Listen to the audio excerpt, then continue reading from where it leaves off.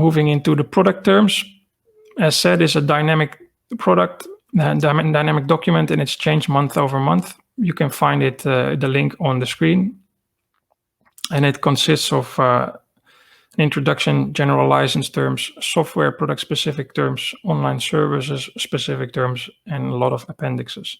It's a document that's about 100 plus pages long. Basically, it will tell you the rights that you have to use the Microsoft software.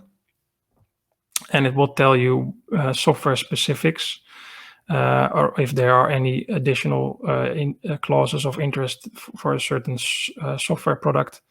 And it does the same for online services.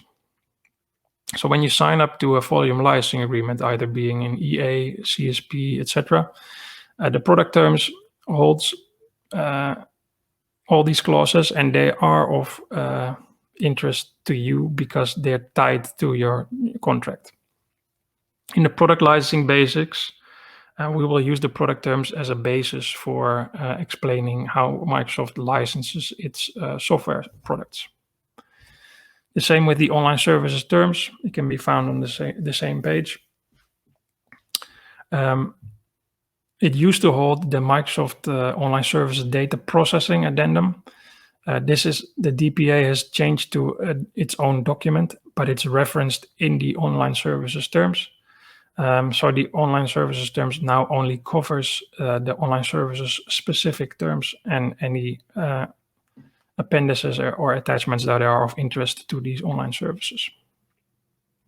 So it might be a good idea to look at the product terms and the online services terms in a bit more detail. But before I do that, the applicable use rights is something that is listed in your enterprise agreement as well. And it states you what use rights apply. So, like I said, the product terms and the online services terms are dynamic documents that are being changed month over month.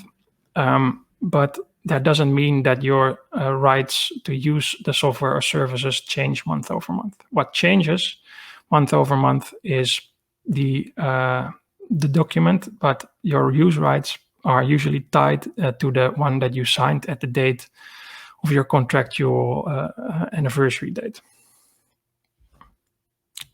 So let me share different screen.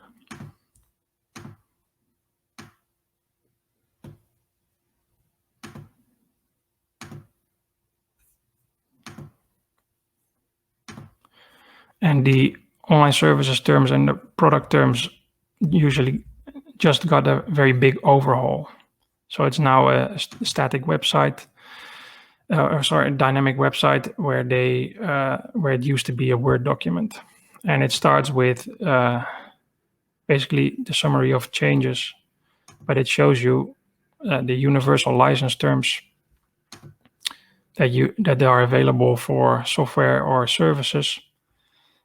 So the right to use the Microsoft software, what software assurance is, what to do in case of outsourcing, license assignment and reassignment, etc. And it does the same for online services, where you get a deep dive into the different products.